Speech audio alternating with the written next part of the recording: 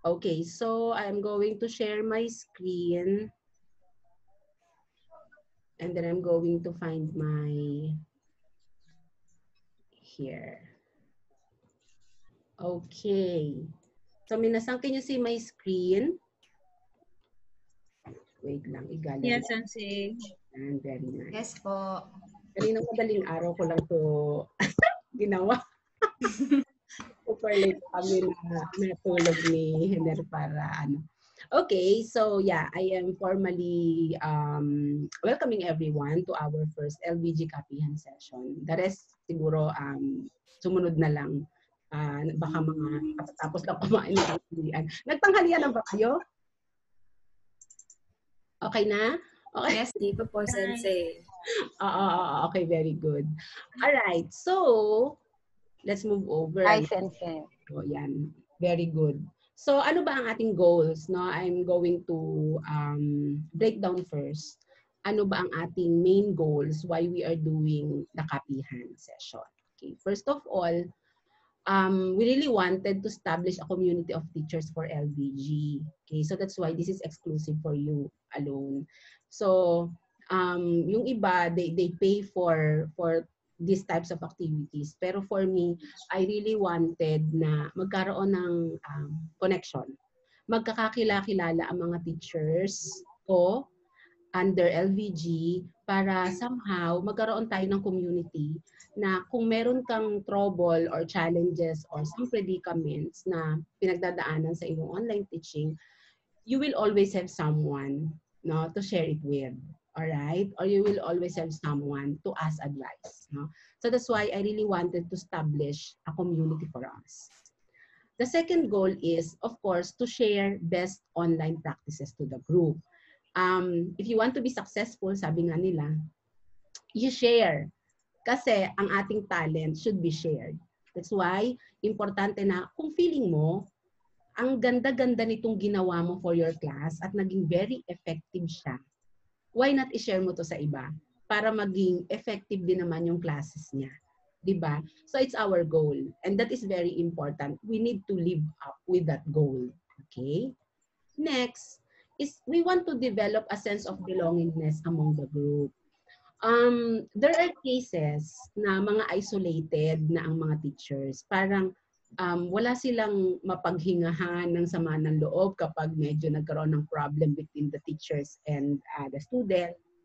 O kaya naman, there are cases na parang pinabayaan na yung teachers ng mga mentors nila. Kapag kasi nasa academe ka, kailangan may sense of belongingness ka dahil you belong to a group. At dahil dyan, dapat meron kang support system. No? And this is very important, di ba? Kasi paano na lang kung nagsasuffer ka na ng depression o kaya naman naiinis ka na sa mentor mo. Ang hirap nang wala kang mapag-expressan and it will cause you cancer according to research. Lahat ng mga well-up emotions natin, negative emotions, it will lead us to cancer. Especially stress. No? Kaya ang mga Pilipino, ang culture natin maganda. Kasi meron tayong support group. May it be your family, may it be your friends, your husband, no, or your children. So maganda yung may ganon. Ngayon, academically, of course, professionally, dapat meron ka ding group na kagaya noon na feeling mo you are being acknowledged, no? Kasi mayroon kayong isang goal, may common denominator kayo, which is Japanese. Then, of course, is to upgrade one's online teaching capabilities by adapting newfound techniques. Okay? Kaya every Kapihan session, meron akong mga tips. Hindi ito bagong tips. Baka nga ginagawa nyo na to. Pero para sa iba, baka kailangan natin i-reinforce. And then, to create a strong connection among members. Ako naman natutuwa dahil so far naman, wala naman ako, sa dami kong na-develop na teachers, wala naman akong nabalitaan ng sabunutan, o kaya naman ay nagbatuhan ng eraser, o kaya naman ay nag-rant sa FB regarding sa ugali ng isa't isa. And I am so proud, no? Kasi professionally, we grow. No? Dapat ganon, na kapag ikaw ay may issue sa isa, yeah, I'm always telling this, lalo na dun sa mga naging na-handle ko face-to-face ng teacher training, hindi tayo nagsisiraan, hindi tayo nagpapagalingan. No? We share our best. No? Kasi yun ang ating goal. kapag tayo ay nasa isang group, hindi tayo crab mentality na naghihilahan. So how will you handle those cases kapag halimbawa na nagkaroon ng ganong confrontation? Lagi mong isipin na kailangan walang madadown, kailangan walang masasaktan. Gamitin natin yung power ng words natin para walang masaktan doon sa sasabihin mo. Okay? This is especially for the new teachers, especially those are really new in the profession. This is very important. Hindi lang yung galing mo sa pagtuturo, kundi yung pakikisama mo. Alright? Because eventually, malalaman din naman ng iba kung ano yung totoong ugali. Right? Okay? So maliwanag, no? This will be our goals every time na hindi ko siya papalitan kasi I will live up with these goals. Okay. Now, I would like to really emphasize, no, ang LVG mission, ang LVG vision and core values, no. Akala mo naman ang laking institution na talagang merong pampagarni-garni pero I really lived up with them kasi feeling ko walang kalaban ng LVG when it comes to teacher training. Minsan masarap ding may kakompetensya, 'di ba? Ang kakompetensya ko lang talaga ay ang Japan Foundation. Talagang bumunggo ako sa pader, 'di ba? Japan Foundation ito, no? But then, iba kasi ang content nila. Iba ang content ng Japan Foundation kung sino man ang mga naka-attend sa kanila kasi I was one of their pioneering batch.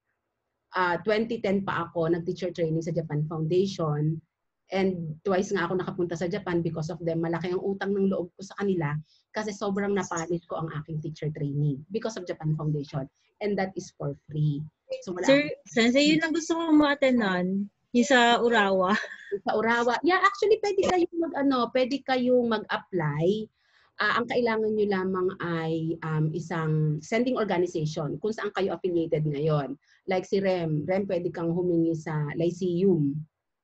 Kaya lang, medyo mahirap magbigay ang Lyceum. Why? Lalo na kung ang tatamaang months ay may klase ka. Hindi ka naman pwede mag-apply na ikaw ay nag-leave of absence sa kanila. Dahil unang-una kaya ka na-approve because of them. Ngayon, doon sa mga gustong mag-apply, you can use LVG. Nagbibigay ako ng recommendation. Kasi kailangan talaga may sending school ka, may affiliation ka. Ayan, di ba? Malakas ako kay Madam Aquino. Joke lang.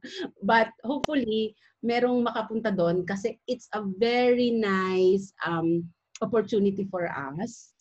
So, tinitignan yung yung experience, kung public, private, yung mga ganun. Oo, ilang taon ba ang kailangan? Parang 3 years ata, 2 years. Ay, di gagawin natin ng paraan sa LVG, dodoktorin natin. Kung alimbawa, sorry ha, talagang nagturo pa ako ng mga Sensei, yung last time, pasok ako kaso ang problema ko yung birthday. April 2 yata, ako March 13. Sabi ko, kakainis to. Same din, 1985. Last year yon. Nakita nila. Hindi, Sensei, ibig ko sabihin dun sa list ng requirement. Oh! Yun lang yung full date ng birthday. So, paano? Parang ano ba nangyari? Paano, Rems? Hindi ka pasok? Gawa ng birthday. So, ang magbabantay ulit ako this year. Paano?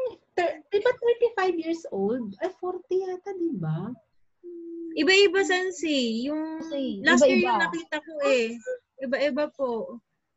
Last year yung birthday ang problema ko. Tapos nung previous naman, yung sa organization, yun nga, kulang ako ng years kasi 'di ba bago pa lang ako sa LPU Manila.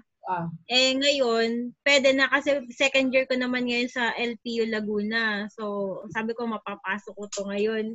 Para nag-aabang pa rin. Oo.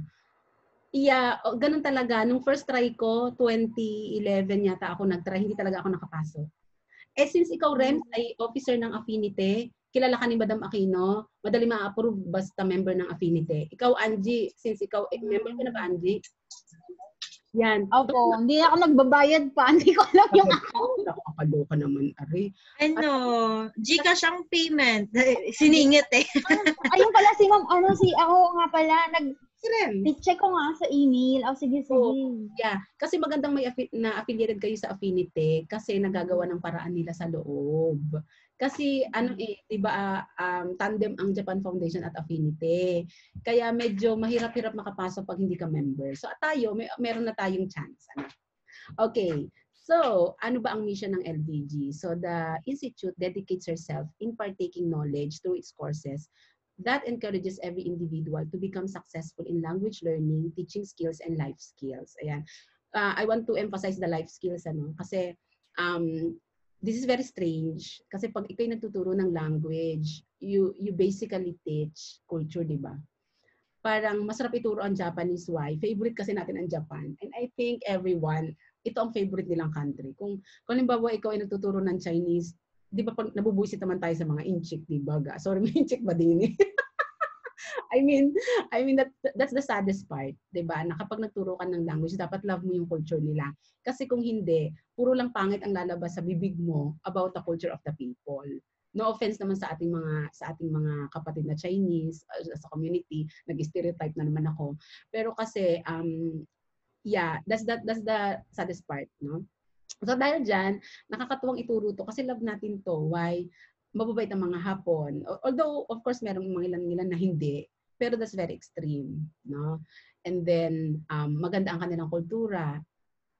Kumbaga parang very standard naman sila. And then, very polite. So, sino ba namang hindi mai-inlove sa Japan, di ba? Okay, so, at because of that, gusto nating ma-develop ang mga estudyante natin not only to become eloquent in the use of the language, but rather, ay sila ay maging kagaya ng mga Hapon na very considerate, very respectful. Laging ganon. At dapat lagi siyang nakikita sa atin bilang mga guro ng Japanese, di ba? Dapat una muna sa atin. Parang kung halimbawa ang teacher ko naman ay walang konsiderasyon sa akin. Pag ako hindi nakakasagot, ako'y pinapahiya. Hindi kasi ito values nila, di ba? Okay. So kailangan natin siyang i-impose, i-reinforce. And then ang vision natin is, we envision ourselves as a premier institution committed to the social transformations of its graduates by producing socially equipped individuals in teaching and acquiring foreign languages. It's actually a vision, and this has been my advocacy ever since, na sana hindi lang tayo makapag-produce ng mga passer ng N4, passer ng M3, pero in the long run, gumanda ang buhay nila. Na-improve ang buhay nila because of Japanese, di ba? Parang we always looking forward na yung estudyante ko ay gumanda ang buhay. Dati hirap na hirap sa buhay sa bundok. Tapos ay nag-aral ng Nihongo. Tapos ngayon ay nadala niya na ang pamilya niya na sa Japan. Parang we always looking forward sa gano'n na na-improve ang buhay because of us. Okay? And we will always be part ng improvement na yon. Kasi sa atin sila nag-start. And then ang core values. Nilagyan ko lang ng meaning ang LVG. Okay, so we really wanted to produce learners who will develop the love for learning. Okay, na hindi sila natatakot sa atin, but natutuwa silang matutunan ito together with us. Okay, and then voracious learners, we really wanted to develop learners na kumaga parang sobrang eager siya matuto. That is what we mean by voracious learner, no? Na gustong-gusto niyang matuto kasi alam niya in the end na may worth ito, na may pupuntahan ang buhay. And then, of course, God-fearing individual. Lagi natin inilalagay ito sa core values natin. Kasi, siyempre, dapat siya ang center natin, di ba? Ang lahat ng ating talent, ang lahat kasi ng ating skills, kagabi nga nag-uusap kami ni Hener. Ang lahat ng tao ay binigyan ng skills. Siyempre, hindi tayo pare-pareho, right? Binigyan tayo ng skills. At may kakayahan kang yumaman at mapaunlad ang sarili mo because of that skill. Ngayon, bakit may mga mahihirap na tao? Kasi hindi nila na-tap yung skill na binigay ni Lord sa kanila. Hindi nila na-tap, hindi nila napagyabong, and that's why namatay na rin silang mahirap. And that is very sad. Okay? So parang we always ask ourselves na ano ba ang main goal ko sa mundo? Of course, it's to teach. Kasi narito tayo sa profession na feeling ko, they look up to us as their mentor, lalo sa mga estudyante natin, as their mentor na always someone to look up to na ay gustong kausapin si Ceci regarding this kasi I always value her suggestion. her advices. Parang ganon. Okay? So ito po ang ating LBG core values. Okay. And then this will be the copy hand flow. Okay. First, I'm going to discuss new tips in designing PPT. Sabi ko nga hindi to new tip, pero I think it's like mini tips for all of us. And then, mini presentation from the teachers, yung mga gustong mag-present kung ano ginagamit sa klase or paano nyo dinidesign ito, please do so. And then we have a short Q&A and then recap of what we talk about. Okay, now let's proceed to new tips for designing PPT. So lahat kayo ay nag-teacher training naman sa akin. Siguro ang iba na nasabi ko na, but hopefully let's try to look at it one more time kasi minsan nakakalimutan na natin. Okay, first tip is adding objectives to your slides. Ayun. Saan ba natin inalagay yung objectives natin? Usually. We're talking about PowerPoint. Beginning. Yes, sa beginning. So usually sa ilalim ng title. Halimbawa, lesson 31. Tapos second slide, objectives. Tama? Okay. Maganda rin na ito ay i-flash mo sa iyong PowerPoint kasi para once na nasabi mo siya sa mga estudyante mo, magkakaroon ng konting brainstorming na, okay, so matututunan po pala namin Sensei today ang ganito. Yeah, ine-expect namin sa inyo na matuto ka ng ganito. Ganyan. So that's why we are adding objectives. Next tip is, we reinforce challenging parts of speech towards the end of the presentation. Mamaya bibigyan ako ng isa-isang example din. Ha? Okay, yung parts of speech, we call it word class. Ginamit ko lang yung parts of speech kasi nung nag-aral tayo ng high school ng English, parts of speech ang ginagamit ng mga teachers natin. Pero kasi, this is grammatically incorrect na ngayon. We use word classes for nouns, adjectives, adverbs, conjunctions, prepositions. Yan, yung mga yan, di ba? Part of speech ba ang natutunan nyo noon? Tama ba ako? Or am I just assuming? Tama, di ba? Pero kasi ngayon, hindi na siya ginagamit. Obsolete na siya. Okay, so we use word classes. Okay. So, Sensei, ito sorry po. Napansin ko lang, 'di ba, from training center ako, napunta ako ng university then high school ngayon. Sa high school po, mas naiintindihan nila kapag ginamit mo tong word classes na sinasabi natin. Unlike po sa university, minsan kailangan po mag-Tagalog even in training center. Nakakaloka. Diba? In high school kasi, we are not allowed to speak in Tagalog. Oo. So, all of the discussion is in English. So, yun. Sobrang daling naintindihan ng mga bata. Oo. Lalo na pag na-incorporate mo, this is Japanese adjective like that. Hindi siya, dapat lagi may equivalent.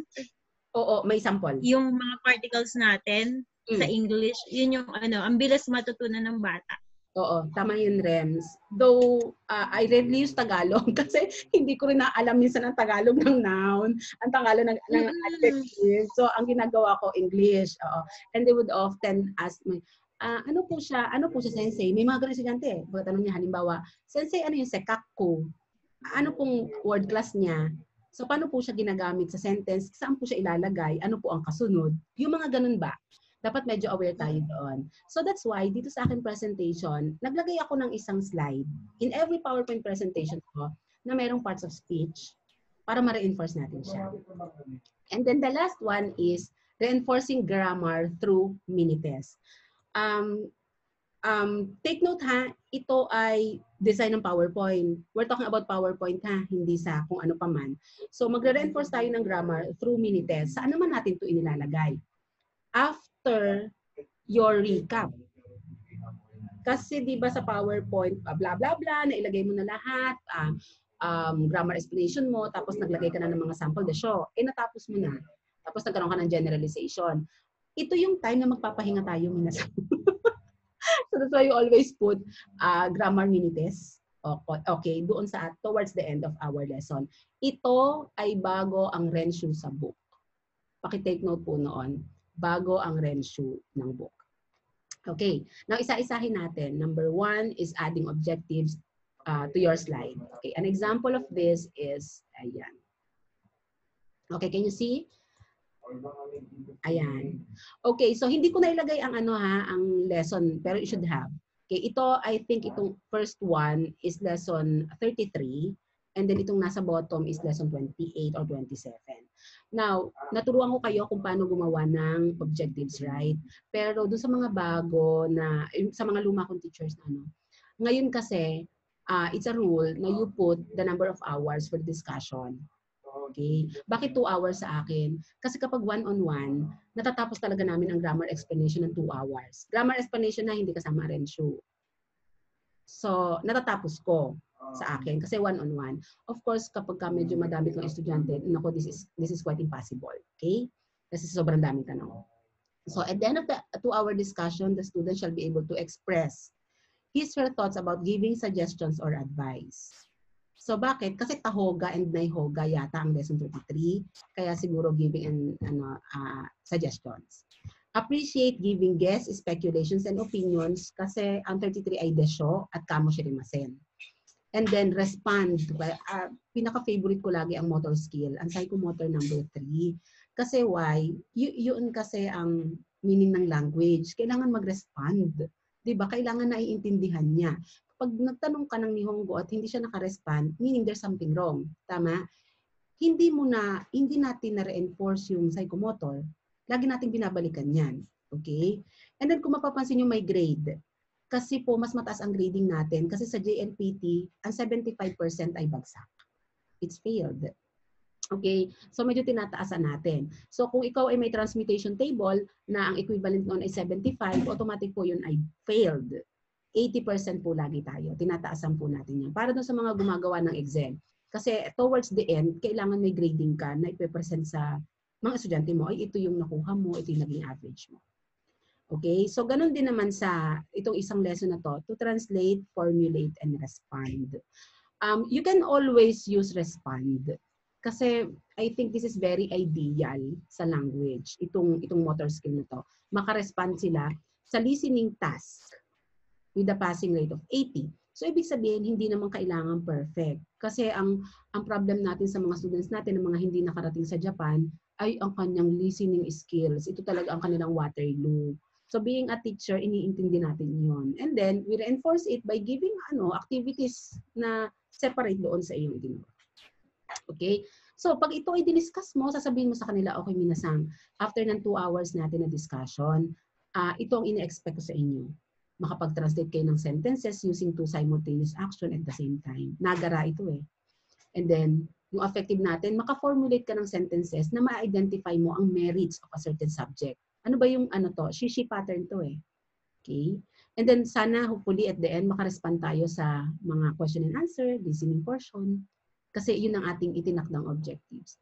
At kayo, bilang nagde-design, creator kayo eh. So, kayo ang content creator.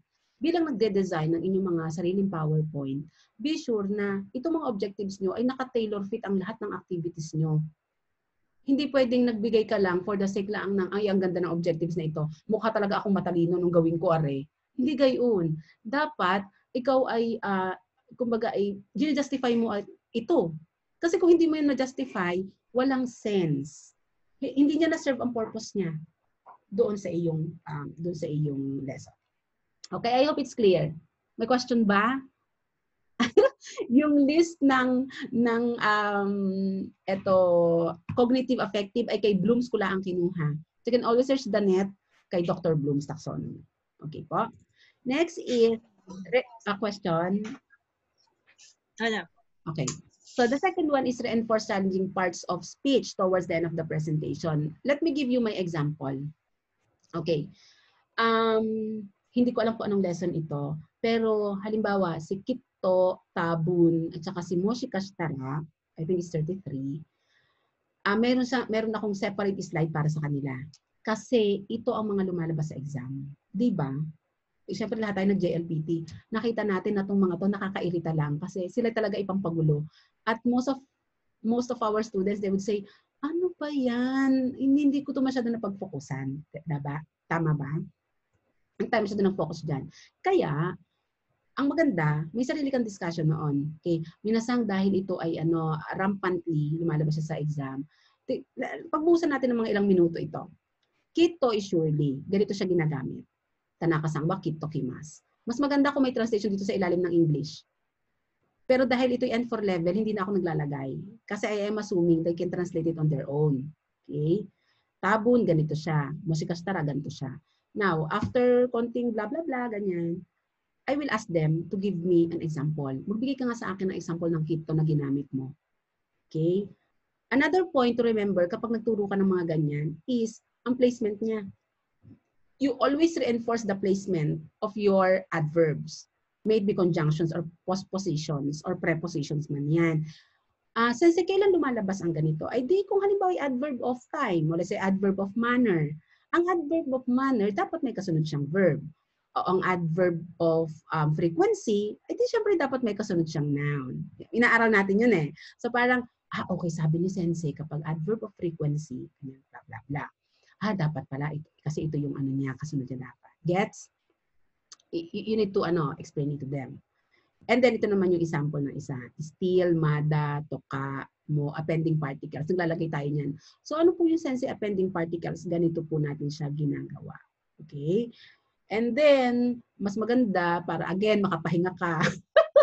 Dahil nakakapagod talaga ang magturo, para makapahinga ka, you give them 5 minutes to make their own example. Sige nga, bigyan nyo nga ako ng example nyo dito kung nakakaya nyo. Okay. Alright? So that's it. For reinforcing parts of speech. And then the last one is reinforcing grammar through mini tests. Okay, ito yung sample ko ng aking mini test. Okay. You can actually do your own teacher-made ito, pero kung tinatamad ka at wala ka ng time dahil ang daming preparation, pwede kang kumuha sa internet or pwede kang kumuha sa mismong libro natin kung saan Renshu ito ha, yung next page after the Kaiwa, kung meron kayong mga libro dyan, you can browse your book. 'Di ba may Renshu tayo? Sa likod na page noon, 'di ba may Renshu A? Kasi hindi na natin ginagawa ang Renshu A desyo, automatic pagkatapos natin ng grammar, Renshu B tayo. Bakit natin babasahin ang Renshu A? Ito ay breakdown ng lahat ng natakil natin doon, 'di ba? Which is supposedly ay nasa PowerPoint mo. Nagbibigay ka ng sample niyan. Siguro sa next copy session, I'm going to show you mine. So, nag-limit ako sa 3 today. Okay? So, kung tinatamad ka, or feeling mo naman baka magkamali ka, dito ka kumuha. Dito ka kumuha. Kasi dito ka kumukuha. Halimbawa, matome mas muna nga tayo, particles ako. Okay? So, this is number 7. Bahala kayo. I'll give you 10 minutes. Nasagutan yan. And then, ikutay awase natin after 10 minutes. So, during kutay awase, saka mo na lang inilalabas yung iyong mga sagot. Ganyan. Kahit oboiro po, maganda rin. Yes, kahit oboiro. Pero kasi kami, REMS, ginagamit na namin ang kahit oboiro during. Oo, it can be a form of a test or it can be a shukodai. So, medyo yun. So, but anyway, pwede nyo siyang gawin kung hindi nyo siya ginagawa sa inyong class. Pwede ka rin magawa ng translation. Kung gusto mo yung mahaba-haba naman ang pahinga mo, 15 minutes, 2 hours, matome masyo, I think, is an ideal matome. Why? Kasi mag-iisip ang estudyante mo kung ano talaga ang meaning. Ngayon, ang rule natin, pag tayo ay nagmatome, be sure naman minasang natanggapin natin ang mga bara-barang English. Minsan kasi, nagkamali lang ng subject verb agreement, parang mali ang iyong mali ang mo, ha? Hindi ganon. Kaya tayo pag tayo nagta-translate, hindi grammatically, pero naiintindihan. Desyo? Okay, kahit Tagalog. Sige, ito mainichi undos tahoga ides. I-translate mo sa akin ng roughly English or Tagalog. Hindi naman tayo, ang university lang ang medyo, medyo kits-kitairo ka doon. Pero pag tayo kagaya natin ng mga relax naman ng pagtuturo, no need. Huwag lang ang Bisaya dahil hindi naman, kung ito hindi nakakaintindi ng Bisaya, ay di naman useless din naman. Okay, so I think that's better. Ano pa, aside from this, pwede kang, kung kanji naman ay tinuturo mo, ay nakita niyo ba yung aking mga videos? Ako nag-upload on how I do kanji reading. Meron ako isang PowerPoint, isang slide for that. And then, binabasa nila after, realizing kung it's an effective matome. Why? Kasi, At the same time, nare-review ang kanji nila, di ba? Tapos kasama siya sa context. Because we cannot learn kanji in isolation. Always remember that. No? Kasi, meron tayong tinatawag na contextual clues. Even in English, na kaya mo hulaan ang meaning nito kasi nasa content siya. Nasa content siya ng iyong sentence, right? So we call that contextual clues. At itinuturo natin ito na, hindi ko kasi alam, pero nakita mo ba ang combination niya? Ang combination niya, tapos may busyo siya. Kahit hindi mo alam ang basa niyan, literally, pero alam mo ang meaning, right? Kaya maraming in-check ang nakakapasa ng GLPT N1 because they have the same meaning of kanji. Iba ang basa, pero same ang meaning. So, ganun din ang maganda natin gawin sa ating mga estudyante na i-develop natin sa kanila ang ganung mga techniques. Siguro next time, sa susunod nating mga kapihan, I'm going to introduce you some techniques on how your students will love kanji. But first of all, dapat makita nilang mahal din ng guro ang kanji. Kasi pag nakikita nila na ikaw ay hitakso sa kanji or hate mo ang kanji, kahit hindi mo sinasabi, it will reflect na nararamdaman nila na ba't parang ganun si sensei, parang hindi siya nag-prepare, parang hindi niya alam yung ano ng kanji na ito. Yes. Nararamdaman po natin yung estudyante. Okay? Hi. So, I hope it's clear. Yun ang aking 3 tips. Yes, yay. 3 tips on how you can design. Baka mamaya, after natin dito, mag-isa-isa ka. Maganda yung ginawa ni Sensei. Makapag-reinforce nga nito. O kaya naman, itry ko nga ayusin yung aking objectives. Baka naman hindi, And then the rest, marami pa sa mga susunod. Mag-i-invite ako, actually, meron tayong mga kapatid sa pananampalataya na they're very good in PowerPoint presentation. Merong mga nagre-recording, super nice talaga ng kanilang mga ideas. So, siguro sa susunod na kapihan session, i-invite natin sila, tapos sila ang magpe-present para magaya natin kung paano. Kasi alam niyo minasang, there are a lot of things to be explored sa PowerPoint. Itong mga ginagawa natin ay sobrang basic lang. Magugulat kayo, meron pa pala siyang application na ganoon. Alright? That will be next time. Okay, thank you so much. So yun po yung ating yung aking tips, mini tips for our PowerPoint presentation dahil 1 hour lang tayo. Okay, so I'm going to stop share. Sino ang gustong present kahit hindi na siya i-share sa dito sa Zoom. You can tell us. Rams, do you want to share? Kahit isa lang na tips on how you ang iyong mga feeling mo ay maganda mong ginagawa sa Lyceum. Ano po, kasi napansin ko nung mga first month, ang hirap ng bata, minsan nag-iisip ka, mali ba yung instruction? Hindi ba clear? Kasi paulit-ulit magchat-chat yung mga bata. Sensei, what is this? Ganyan-ganyan. So, ang ginagawa ko po ngayon for the instruction, di ba, may written na ako, I have rubrics. Rubrics. Then, meron pa akong PDF guide. Additional po doon, nagre-record ako kung paano siya gagawin talaga. Nandun yung yung PowerPoint. And, okay. Yun, minsan may audio pa. Oh. Sarap ng buhay ng mga estudyante. So, dapat 3 beses mo siyang sasabihin sa bata.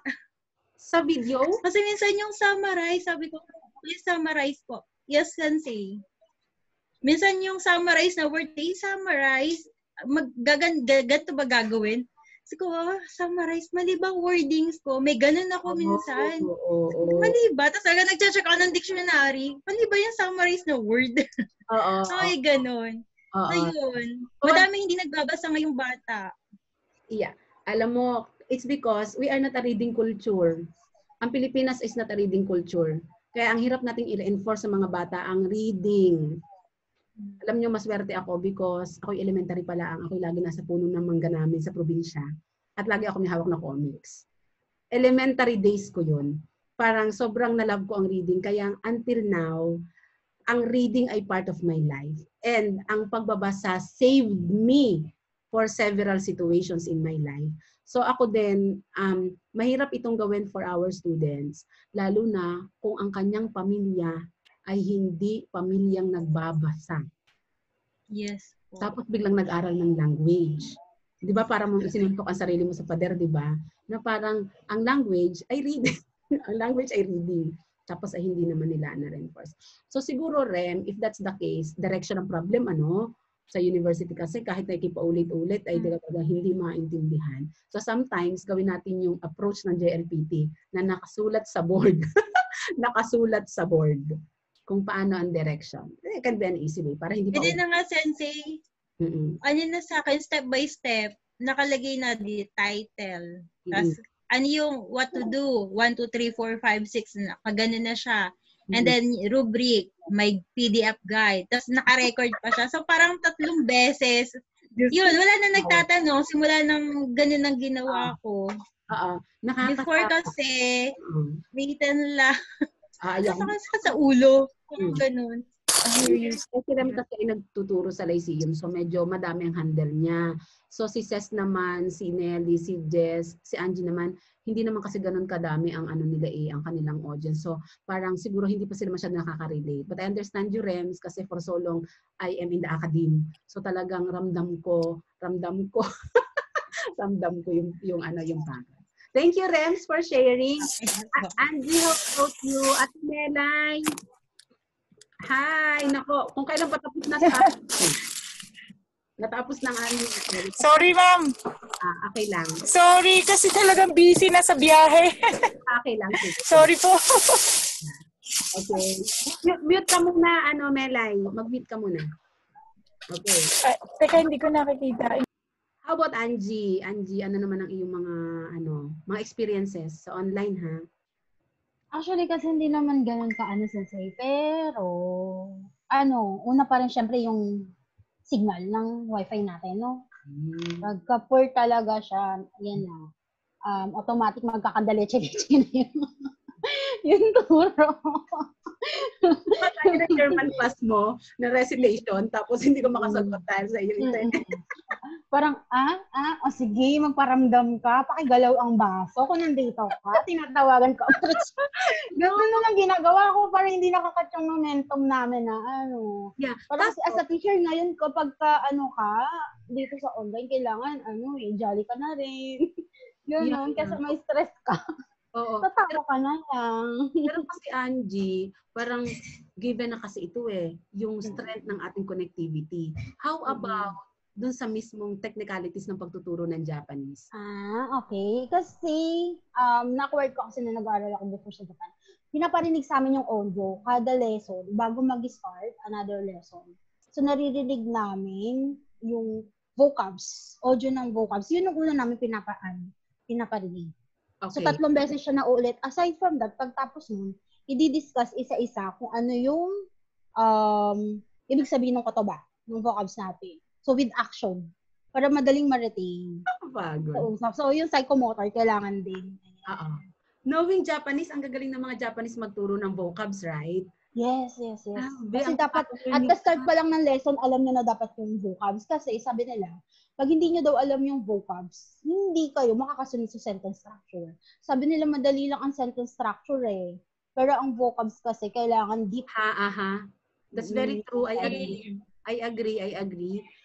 Pag limited or handful lamang ang alam mo na vocabs, talagang struggle, Kahit naman sa English. Yes, kahit naman sa English, di ba? Kaya tayo nagla-language shift Minsan, biglang, oops, my God, hindi ko na mahanap kung ano yung susunod na English, right? So, nagla-language shift ka. Pero those people na eloquent in speaking English, napansin nyo, dire-diretso ang kanilang Why? Because very rich ang vocabs. Totoo yun, pwede natin gawin, do ang Minano ni Hongo ay meron talagang audio ang vocabs. Ayun. Meron po siyang audio. Para doon sa may mga bagong books. Lahat, pati Ribon, Renshu, meron naman po sila. Pwede naman natin gawin talaga to reinforce. Thank you, Angie. How about Nelly? Ano ang yung mga, isa lang siguro na may share sa amin na naging tagal-tagal ko na nagtuturo, Sense. Si Nelly ay bago pa lang, pero ang dami niyang preparation. So, Nelly. At ako kulangan ng sweldo dahil mali-mali ang aking computer. OMG, ano to? Walang kwenta ang aking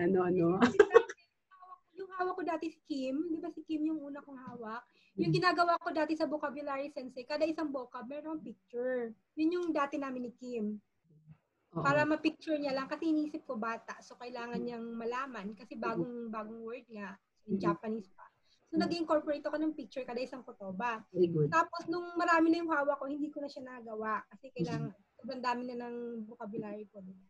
So, yun. And then, ngayon naman, sa ginagawa ko naman dun sa Primo Sensei, dun sa group, And for ginagawa ko sa kanila kasi pag 3 hours kami dun eh.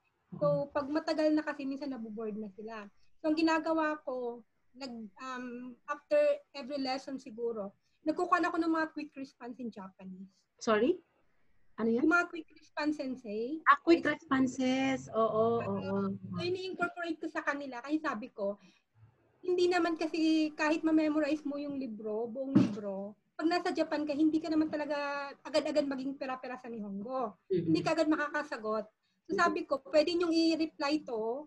For example, may nagsasalita, gano'n na, konti lang naintindihan mo, hindi ka makareply ng buong sentence kasi mag-iisip ka pa paano i-conjugate yun. Paano sasabihin ano ba yung verb? Sabi ko sa kanila, pwede yung, kung naintindihan nyo naman konti, di gamitan nyo na, so this ne, mga ganon. Tapos kung may masyak ka, ganyan, mga ganon. Ganon lang sensei. Do you use PowerPoint? I mean, naka-breakdown ba siya sa PowerPoint mo? Itong mga useful responses? Sensei, nagkuhan ako ng PowerPoint. Mga kinuha ko lang din siya sa internet, sensei. Kinuha ko siya. Sinasabi mo lang siya, Nelly? Sinasabi mo lang? Wala silang copy? Meron akong yung una sensei, mga kuan lang, konting copy, ganito. O ganito yung gagawin natin na mga quick response today. So, memorize nyo, for example, today, 5 na quick response. So, yun. Ganon yung ginagawa. That's nice. Yeah, that's nice. Kasi sabi ko, para in case na pag nandun na kayo sa Japan, hindi kasi kayo makakapagsalita agad. At least may kami. At least yun, parang matutuwa kasi yung mga hapon doon. May magkukwento kasi sila, hindi mo sila pwedeng i-stop. Wait lang, hindi kita maintindihan. Hindi pwedeng ganon. Ang mangyayari, magre-response ka na lang, may mga ganon-ganon ba, sensei? Yeah. Yung mga ganon, matutuwa na sila. Oo. We call that Aidsuchi, responses. Yan, sensei, opo. So, yun yung kinukuhaan ko sa kanila. Tapos, hindi naman kasi sabi, kahit dun sa mga teacher sensei, dun kina Miss Jo at saka kay Miss Bridge, tuwang-tuwa sila sa ganon kasi magagamit talaga nila. Yeah. Sabi ko, during conversation, pag ginamit nyo yun, smooth yung flow ng communication nyo between the Japanese. In my own experience lang po. Thank you, Nelly. Gusto ko yon. Bet ko yung idea na ganon. Siguro next time I'm going to put a simple presentation of that. Dahil sa Affinity, mga 10 years ago, merong visitor kami na Japanese na nag-present ng ganyan. Na sobrang natuwa kaming lahat na parang pinagsama-sama niya lahat ng responses na nasa vocabs. Di ba sa ating vocabularies, may mga responses doon na mga maiikli. Ang ginawa niya, pinagsama-sama niya, nilagyan niya ng situation. Lahat kami natuwa. Na parang, oh my God, bakit hindi natin ito ginagawa sa mga students natin? I think nabuhay uli sa aking alaala yon. That was 10 years ago. Sige, gawin natin sa LBG. Siguro next na copyhan, let's try to break down some. And then how to use it to class. Thank you, Nelly. Yaku ni Tatsu yun. Arigatou gozaimasu. How about sis? Hello po. Good afternoon po. Actually po yung sensei, yun po sabi po ni Ma'am Angeline po, yung about sa vocabs po, kailangan talaga is ipasok natin sa utak ng mga bata, ng mga student po, na kailangan vocabs. Kumbaga, yan po yung queen yung po yung king. Then si grammar po is, kumbaga, kahit anong explain po sa grammar, kung hindi po natin alam si vocabs, wala rin po. Hindi talaga matututunan ni student. So, ang ginagawa po, nagtatagal po kami minsan sa vocabs. Wala na rin minsan po sa PPT ko. Nagawa po ako ng flashcard ng nakahiragana po. Ipa-flash po sa kanila. Tapos, after po nun, ibibigay po nila yung English meaning nun or Tagalog po. Yeah.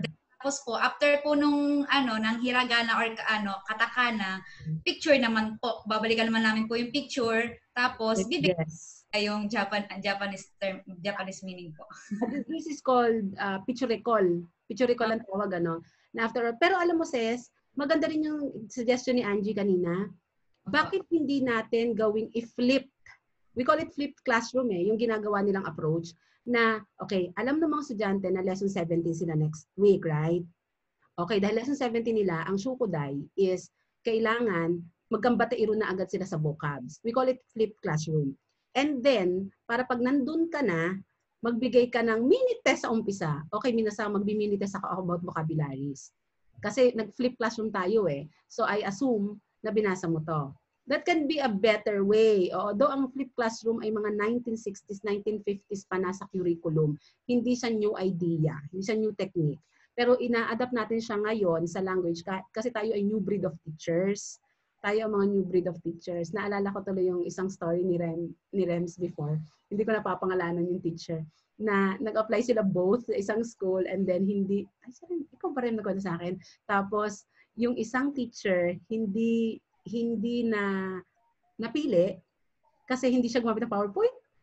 Ikaw pa nagkwento doon? O, diba? Yes, I see. So, parang so sad na very traditional yung isang teacher.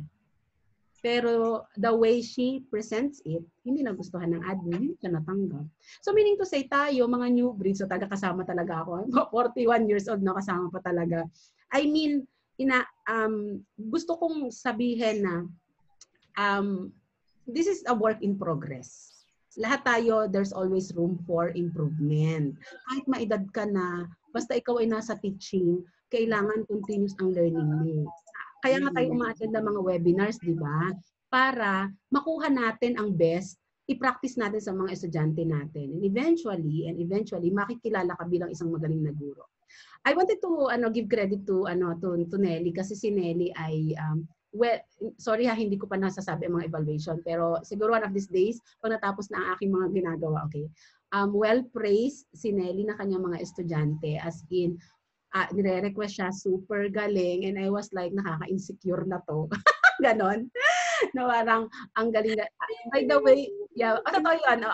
Actually, isa-isahin ko pa kayong mga current na nagtuturo ngayon. And then, Nelly here is a licensed nurse sa Japan. Naipasa niya ang licensure examination ng nursing doon. So, talagang matalino siya, right? Oo. So, kasi bihira ang nakakapasang caregiver na pumasa ng Kaigo Fukushishi, tapos nag-take ka pa ng it's like, wow. So, kaya maraming inputs din si Nelly sa kanya. And then, si Ses din, actually, may mga nag-request sa aking estudyante na ikaw daw dapat ang teacher nila. Sabi ko, wait lang, hindi pwedeng mamili because of schedule. So, ayun, sabi ko, really sorry kasi it's not about the teacher na gusto nyo. Kailangan yung schedule ay mag-fit. Ayun, oo. Tapos yung medyo madami pa ito. Gusto kong isa-isa na aking mga teachers para marinig nyo ang impression sa inyo ng mga estudyante. And then may Google form ako ng mga students na nandoon ang kanilang mga sa inyo, ha? So isa-isahin ko si Jess, si Ate Je, si Angie wala kasing handle sa akin. Okay? Hi. And then Jess. Okay, Jess. Ano naman ang iyong mga... Ay, opo. Siguro po, ang gusto ko maibahagi dito sa ating session, lalo na po siguro kasi may hinahandle ako si Lorian. And balik kasi ang kanyang internet ay medyo tayhen, medyo mahirap po ang kanyang Pero may mga pagkakataon po kasi na I'm not quite sure kasi since she's a kid, parang baka medyo I'm not sure about her technicality sa laptop. Ayun, lalo na kapag ang kanyang nanay ay busy, ang kanyang tatay ay busy sa business. Kaya ako lang din ang tumutulong sa kanya. Sa audio, technical po kami. And ang galing niya mag-follow. Bali, ang aking ang gusto ko pong i-share, if you're having doubts with your student when it comes to the internet, may pinapagawa ako sa kanyang mga commands sa laptop. Oh. It's quite simple. Sorry, hindi siya teaching skill, pero internet connectivity is one of the most prominent problems. Yeah. So anong ginagawa mo? So ko lang dito. Share mo. Sige, share screen ko po if I may. Para makita namin, baka magawa rin namin one of these days. Ano ba yan? Hack ba yan? Internet hack ba yan? Siguro po. Bale, Windows and then I type in CMD. Paglabas po ni CMD, Hala, Windows po ako. Di ko po alam sa Apple. Di po ako Mac. Ayan. So, ayan, nag-command prompt. So, lalabas po itong black box na to. Black na screen. And then here, ay ipapatype ko sa estudyante ko ping and then the website google.com-t. So, ang gagawin nito, it will display your ping sa internet. Bale, ang ping, exchanging of data, receiving and parang ganon. Kung gano'n kabilis yung internet mo at the current time. So, enter ko lang siya. It does the work for me. Okay. So, it might be a little bit technical, pero po, itong time part lang ang pinapatingin ko sa estudyante ko. Okay. So, kung may kita 55, 67, etc., it's continuous. So, ito yung aking internet right now. Okay. And the smaller it is, the better it is. So, pag nakita mo 100, okay pa siya. If it's 200, medyo okay pa. Pero if it goes higher than like 300, 1,000, 1,500, ayun, may problema na si student. And you can do this you can do this for yourself as well. Na nako, medyo mahina ang aking internet. I have to do something about it. So, either switch connection or data. Okay. Kaya mo to ginagawa, eto Jess, it's because yung student mo na to, sometimes nagrereklamo na ikaw ang mabagal. Opo. Kami, nag-aanuhan kami. Medyo choppy ka, sensei. Ikaw din medyo choppy ka din. Kasi check natin yung internet natin. So then, marirealize niya na siya ang may problem. Parang ganon? Right. Most often. Na para ma-realize din ng niya na hindi lang ako problem. Baka sa'yo. So, many speed test lang. Speed test ka rin. Kasi po, Ate Rems, ang speed test, it shows yung capacity. Yung capacity ng iyong internet. Kunyari, you are converged. May ping din doon. May ping din doon. Ito kasi may ping yung ping nito. It's always pinging every second. Oo, kapag meron tayong reklamador na estudyante na that's true kasi minsan may mga parents talagang nag-chat sa ang gawa ko sensei sa LTU di ba per hour naman yun amin 1 week 1 hour lang talaga doon, hindi ka pwedeng lumampas. So kung ang bata is in and out sa connection, ang ginagawa ko before mag-start yung PowerPoint slide ko, naka-record na siya. And then after kung pag natapos na yung discussion, ipopost ko na yun sa stream namin. Sa LMS namin. So, panoorin nyo. Nandiyan na din yung assignment. So, ganun na yung gawa ko. Hindi, less na yung worry ko na magre-remedial ako. Yeah. Chat ko yung bata ka na may assignment.